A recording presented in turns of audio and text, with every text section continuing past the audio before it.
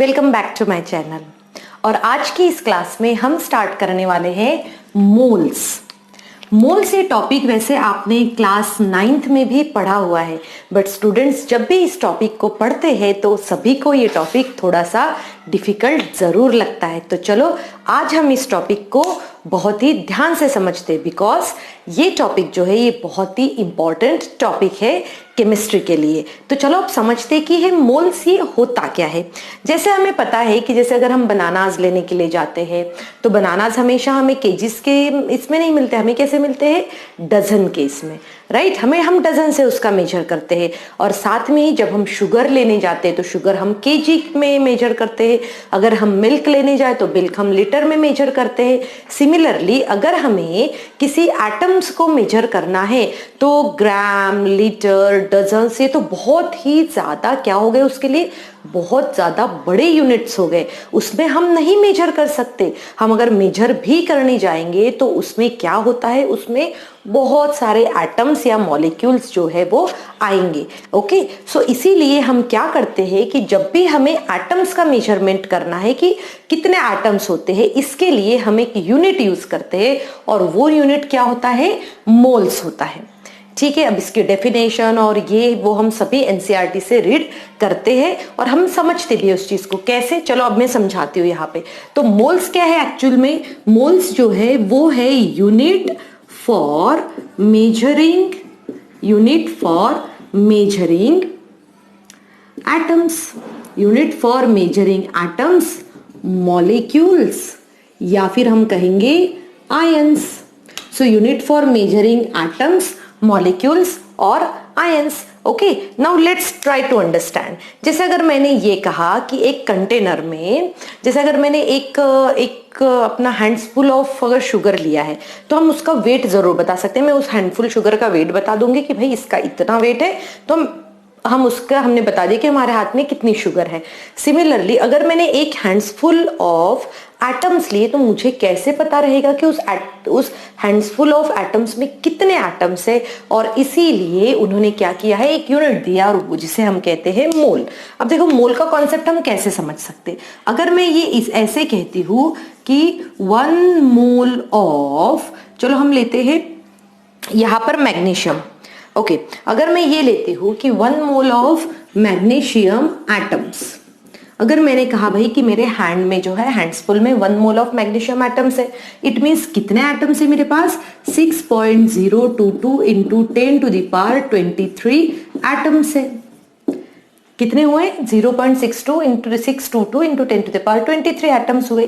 सो इसका अब हमें ये भी फाइंड आउट करना है कि इतने एटम्स का नॉर्मली वेट कितना होता है, ताकि हम उसको अच्छे से समझ सके। तो यहाँ पर हमें क्या कॉन्सेप्ट समझना है कि जब भी हम कोई एलिमेंट लेते हैं, उस एलिमेंट का जो एटॉमिक मास होता है वही एटॉमिक मास उतने एटम्स उसमें होते हैं। कैसे मैं बताती हूँ, जैसे मैग्नीशियम का एटॉमिक मास कितना है, 24। मैं इसको ग्राम में बताती हूँ तो 24 ग्राम में कितने एटम्स होंगे, 6.022 इंटू 10⁻23 एटम्स होंगे। तो हम ये इस तरीके से हम बता सकते। अगर मैं दूसरा एग्जाम्पल लूं और मैं ये कहूँ कि 1 मोल ऑफ एल्यूमिनियम एटम्स, अगर मुझे 1 मोल ऑफ एल्यूमिनियम एटम निकालना है तो मैं कैसे कहूंगी, इसमें भी कितने होंगे, 6.022 इंटू 10⁻23 एटम्स होंगे। और अगर मैं इसी का एटॉमिक मास मुझे पता है कितना होता है, 27। सो मैं कहूंगी 27 gram of aluminium will contain 6.022 into 10⁻23 atoms.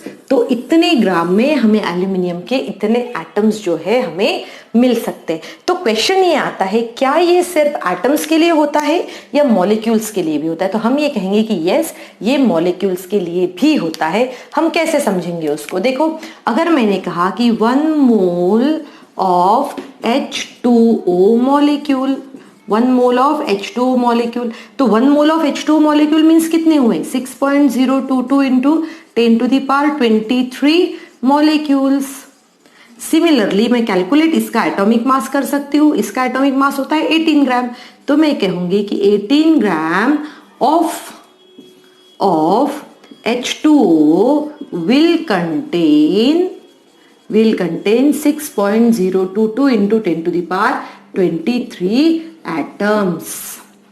Okay समझ में आ रहा है इसको, क्योंकि इसके ऊपर हमें न्यूमेरिकल सॉल्व करने।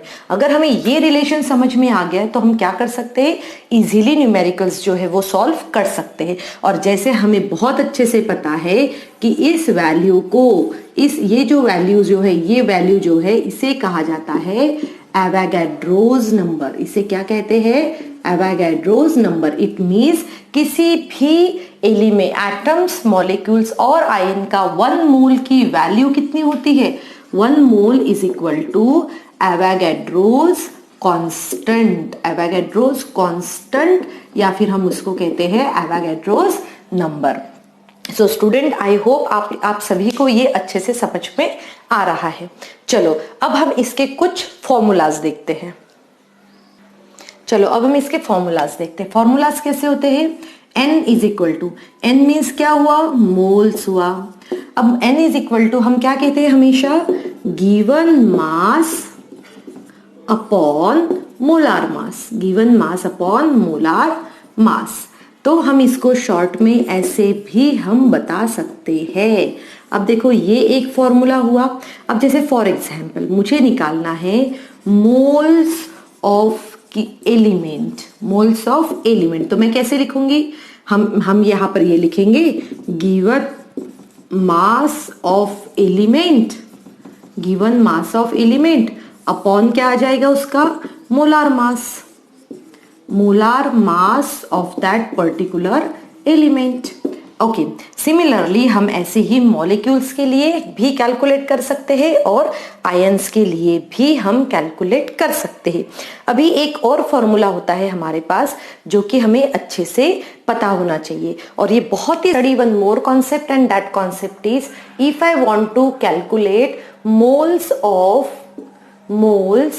Of gas, hydrogen gas, nitrogen gas, helium gas, और जो भी गैस है, अगर हम उसके मोल्स निकालते हैं तो यहां पर हमें लिखना पड़ता है volume of gas upon 22.4 litre. तो इसको हम क्या करते हैं, 22.4 लीटर के बेस हम वैल्यू लिखते हैं, और ये जो वैल्यू, जो वॉल्यूम ऑफ ए गैस जो है वो हम लेते हैं स्टैंडर्ड टेम्परेचर एंड प्रेशर पे, और इस तरीके से जो है हम वॉल्यूम ऑफ ए गैस भी कैलकुलेट कर सकते हैं। सो स्टूडेंट, आई होप आपको ये चीजें समझ में आ रही है। एक और मैं फॉर्मूला यहाँ पर बताऊंगी जो आपके लिए बहुत ही ज्यादा यूजफुल रहेगा, और वो कैसे स्टूडेंट्स, एक और मैं फॉर्मूला आपको यहाँ बताऊंगी। जैसे नंबर ऑफ मोल्स अगर कैलकुलेट करना है, नंबर ऑफ मोल्स, तो इसके लिए क्या होता है, given particles upon Avogadro's number, Avogadro's constant और एवोगाड्रोस नंबर। तो हम n is equal to given particles को हम क्या कहेंगे, number of n upon Avogadro's number is Na, Avogadro's number. सो ये एक और फॉर्मूला होता है किसी भी सब्सटेंस के नंबर ऑफ मोल्स कैलकुलेट करने के लिए। सो मेनली हमें ये 3 फॉर्मूलाज यूज करने हैं जब भी हम कोई क्वेश्चन या न्यूमेरिकल सॉल्व करेंगे। सो स्टूडेंट, आई होप आप सभी को ये अच्छे से समझ में आ रहा है। तो चलो 1 और 2 क्वेश्चंस की प्रैक्टिस कर लेते हैं। So let's start with this numerical. So first numerical is calculate the number of moles in the following. So यहाँ पर इन्होंने हमें 2 क्वेश्चंस दिए हैं। चलो अब हम इसको सॉल्व करते हैं। सो फर्स्ट क्वेश्चन जो है उन्होंने क्या कैलकुलेट करने के लिए कहा है हमें, नंबर ऑफ मोल्स, और फर्स्ट क्वेश्चन में क्या दिया गया है, H2SO4 और 460 ग्राम्स। तो हम यहाँ पर लिखेंगे मोल्स इज इक्वल टू, यहां पर हम कैसे लिखते हैं, moles is equal to given mass upon molar mass, given mass upon molar mass. Given mass कितना है यहाँ पर, 460 अपॉन मोलार मास H2SO4 का हम यहाँ पर कैलकुलेट कर सकते हैं, कितना है, H2SO4। सो H2 है इसीलिए ये क्या होगा, 2 into 1 plus 32 plus 16 into 4. So after all we can get this as a 98. सो आप इसको क्या कर सकते हैं, 98 लिख सकते हैं, क्योंकि मोलार मास कितना है H2SO4 का, 98। एंड फाइनली आप यहाँ पर आंसर जो है वो कैलकुलेट कर सकते हैं। करके देखिए जल्दी से आंसर क्या आएगा इसमें, इस सिचुएशन में आंसर क्या आएगा। I am giving you 2 minutes. So जब आप इसको कैलकुलेट करते हैं तो हमें क्लियरली, बहुत इजी कैलकुलेशन है ये, और जब आप देखते हो इसका क्लियरली, इसका आंसर कितना आता है 5 मोल्स। सिमिलरली हम इसके लिए भी कैलकुलेट कर सकते हैं। ये तो हमारा था फर्स्ट। अब चलो हम स्टार्ट करते हैं सेकंड के लिए भी क्या है, इन्होंने एक्चुअल में लीटर और गैस दिया हुआ है। सीयू कार्बन डाइऑक्साइड का अगर मॉलिक्यूल दिया है तो हम ग्राम में भी कैलकुलेट कर सकते हैं। तो चलो CO2 गैस का देखते हैं। यहाँ पर क्या कहा है इन्होंने, यहाँ पर दिया है moles, we need to calculate moles of CO2 gas. So हम क्या लिखते हैं, वॉल्यूम एट STP, यहाँ पर पहले लिख लो, फॉर्मूला लिख लो, वॉल्यूम एट STP अपॉन क्या होना चाहिए उसका, मोलार। हमने क्या कहा था, मोलार मास नहीं, हमने कहा था 22.4। सो वॉल्यूम एट कितना है 62.2 डिवाइडेड बाय 22.4। और जब आप इसको कैलकुलेट करते हो तो क्लियरली आपको समझ में आता है कि इसका आंसर कितना है 3 मोल्स। सो ये बहुत ही इजी मेथड होता है मोल्स को कैलकुलेट करने के लिए बाय यूजिंग दिस 2 फॉर्मूलाज। चलो अब हमारे पास ये जो एक और न्यूमेरिकल है, इस न्यूमेरिकल को भी हम सॉल्व कर लेते हैं। इस न्यूमेरिकल में क्या कहा है, चलो समझते हैं। इस न्यूमेरिकल में ये कहा है कि calculate the mass of an atom of A silver का हमें एटम जो मास जो है वो हमें कैलकुलेट करना है। तो यहाँ पर हमें उन्होंने एटॉमिक मास भी दिया हुआ है। तो चलो अब सॉल्यूशन, अभी क्या what they have asked in the question, mass of an atom, एक एटम का मास उन्होंने पूछा है। Now I know that molecular mass, और I say it as a molecular, other than molecular mass मैं यहाँ पर लिखूंगी molar mass of Ag is equal to 108U। ठीक है, ये दिया है। अब हमने क्या स्टडी किया था, हमने ये स्टडी किया था कि भाई 1 mole of Ag atoms will have 6.022 into 10 to the power 23 atoms. और हमने इसका अगर ग्राम में करना है तो ये कितना है U, या फिर हम ग्राम में भी इसको कन्वर्ट कर सकते, इवन U में भी दिया है तो U को हम कैसे कर सकते, ग्राम एटॉमिक मास में। तो यहाँ पर आ जाएगा 108 ग्राम और is equal to 6.022 into 10 to the power 23 atoms. Okay, now जब आप इसको सॉल्व करते तो अब हम अप्लाई करेंगे यूनिटरी मेथड।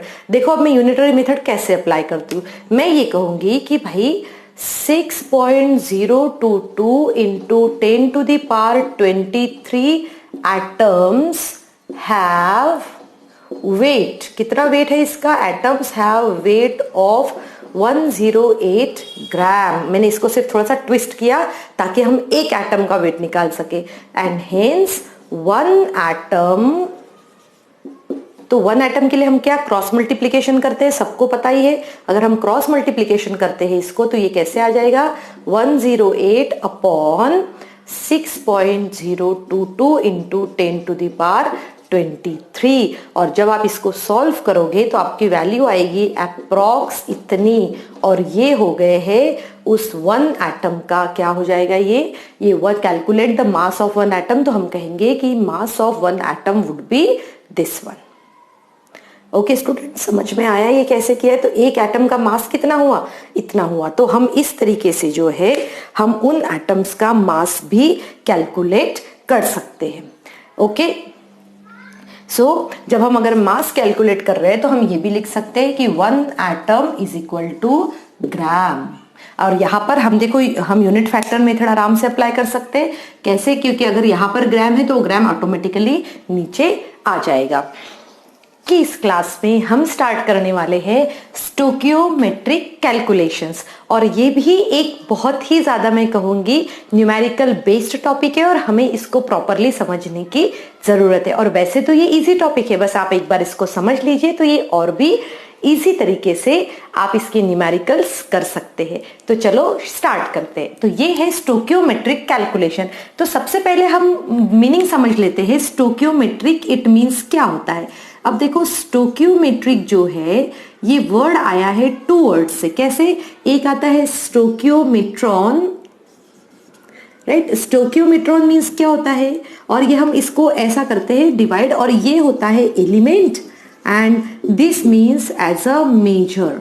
सो जब हम एलिमेंट्स को मेजर जब करने का वो जो रहता है उसे कहा जाता है स्टोकियोमेट्रिक। और मैं सिंपल तरीके से आपको समझाती हूँ। जैसे कि अगर मेरे पास में ये एक इक्वेशन है, कौन सा इक्वेशन है, H2 + O2 गिव्स H2O। तो हम इसको बैलेंस कैसे करेंगे इस इक्वेशन को, यहाँ मैं 2 लिखूंगी और उसके बाद में यहाँ पर भी मुझे 2 लिखना पड़ेगा। ओके, सो ये जो है हम क्या कर रहे हैं, एलिमेंट्स का मेजर कर रहे हैं। हम एलिमेंट्स को मेजर कर रहे हैं राइट हैंड साइड पे as well as left hand side और राइट हैंड साइड पे मेजर करते हैं कि इक्वल नंबर है या नहीं है। इस कैलकुलेशन को कहा जाता है स्टोकियोमेट्रिक कैलकुलेशंस। और ये जो है, ये जैसे नंबर है, जैसे 2 है, यहाँ पर कुछ नंबर नहीं है मतलब 1 है, और ये जो 2 है इसे कहा जाता है स्टोकियोमेट्रिक कोएफिशिएंट्स।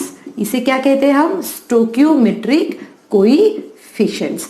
तो हमें क्या करना रहता है जब भी हम स्टोकियोमेट्रिक कैलकुलेशन करते हैं, इट मींस हमें ये देखना रहता है कि भाई अगर 2 मोल्स ऑफ हाइड्रोजन अगर रिएक्ट हुए तो वो 2 मोल्स ऑफ हाइड्रोजन के साथ में कितने ऑक्सीजन रिएक्ट होंगे और कितना वाटर को वो प्रोड्यूस कर सकते हैं। सिमिलरली अगर मैंने C + O2 = CO2 लिखा तो यहाँ पर हमें बैलेंसिंग के लिए स्टोकियोमेट्रिक कोएफिशिएंट 1, 1 एंड 1 है। तो हम ये कह सकते हैं कि 1 mole of carbon reacts with 1 mole of oxygen to get 1 mole of CO2 gas. तो ये होते हैं स्टोकियोमेट्रिक कैलकुलेशन। स्टोकियोमेट्रिक कैलकुलेशन में हमेशा वो आपसे न्यूमेरिकल्स बेस्ड ही क्वेश्चंस पूछते हैं। तो चलो अभी हम कुछ न्यूमेरिकल्स सॉल्व कर। सो फर्स्ट न्यूमेरिकल इज, अब इस न्यूमेरिकल में क्या है, चलो पहले न्यूमेरिकल रीड कर लेते हैं। Calculate the amount of water produced by combustion of 16 gram of CH4, it means methane. तो उन्होंने हमसे एक क्वेश्चन पूछा और ये स्टोकियोमेट्रिक कैलकुलेशन है। सबसे पहले तो हमें ये देखना पड़ेगा कि कंबशन ऑफ मीथेन क्या हमें उसका इक्वेशन लिखते आता है या नहीं। तो combustion of methane it means जब हम मीथेन को बर्न करते हैं, तो मीथेन को जब आप बर्न करोगे तो CH4 + O2 it will gives CO2 + H2O। ये सिंपल इक्वेशन है और ये हमने क्लास 10th में भी स्टडी किया हुआ है। चलो इसको बैलेंस कर लेते, देखते हैं कि बैलेंस्ड है या नहीं है। अगर मैं यहाँ 2 लिखती हूँ तो देखो अभी ये शायद बैलेंस हो गया है। C कार्बन 1, हाइड्रोजन 4, ऑक्सीजन 2, तो इसको भी 2 करना पड़ेगा। Oxygen 4 okay. Now what they have asked, calculate the amount of water, it means water का अमाउंट कैलकुलेट करना है produced by combustion of 16 gram of CH4 that is methane. अब मैं देखो यहाँ पर क्या करती हूँ, 16 ग्राम ऑफ CH4 उन्होंने कहा है, तो चलो हम इसका पहले मोलार मास कैलकुलेट कर लेते हैं। तो इसका मोलार मास क्या होगा, देखो मोलार मास कितना है इसका, कार्बन का होता है 12 प्लस हाइड्रोजन का 1 × 4 इट मीन्स 16 ग्राम। तो 16 ग्राम ऑफ मीथेन प्रोड्यूस कर रहा है 2 × इसका कितना होगा, यहाँ पर हाइड्रोजन 1 × 2 + 16, सो यहाँ पर आ जाएगा 2 × 18 = 36 ग्राम। तो ये बहुत ही एक्चुअली ये यूनिटरी मेथड है, ठीक है। यूनिटरी मेथड डायरेक्ट मेथड है, तो हम यहाँ पर डायरेक्ट आंसर लिख सकते हैं कि हम ये कह सकते हैं कि भाई 16 gram of CH4 will produced कितना बन सकता है वो, 36 ग्राम ऑफ वाटर। तो हम इसमें यूनिटरी मेथड भी अप्लाई करके ये सॉल्व कर सकते हैं। चलो अब हम एक और क्वेश्चन देखते हैं, और वो ये जो क्वेश्चन जो है ये आपका रिलेटेड है कॉपर से। चलो क्वेश्चन क्या है देखते हैं। How much copper can be obtained from 100 gram of CuSO4, कि 100 ग्राम CuSO4 में से कॉपर हमें कितना मिल सकता है। तो चलो अब हम लिख लेते हैं पहले। तो हम ये कहेंगे कि 1 mole of CuSO4 will have 1 mole of copper, 1 mole of copper. ठीक है, मतलब 1 मोल CuSO4 में इतने मोल कॉपर होगा। तो एटॉमिक मास क्या होगा CuSO4 का? तो हम यहाँ पर निकालेंगे मोलार मास ऑफ CuSO4। कितना होता है molar mass of CuSO4? Calculate करो यहाँ पर, Cu plus S plus 4 into O। तो Cu का होता है 63.5 प्लस 32 प्लस 4 इंटू 16। कैलकुलेट करके बताइए कि कितना होता है। और इसका जो मोलार मास होता है वो होता है 159.5। सो जब हम लिखेंगे कि molar mass of CuSO4 is, यहां पर लिख लेते हैं इसको 159.5 gram and hence 1 mole of, इसका भी हम बता सकते कितना है 63.5 ग्राम। तो अब देखो हम यूनिटरी मेथड इसके लिए कैसे अप्लाई करते हैं।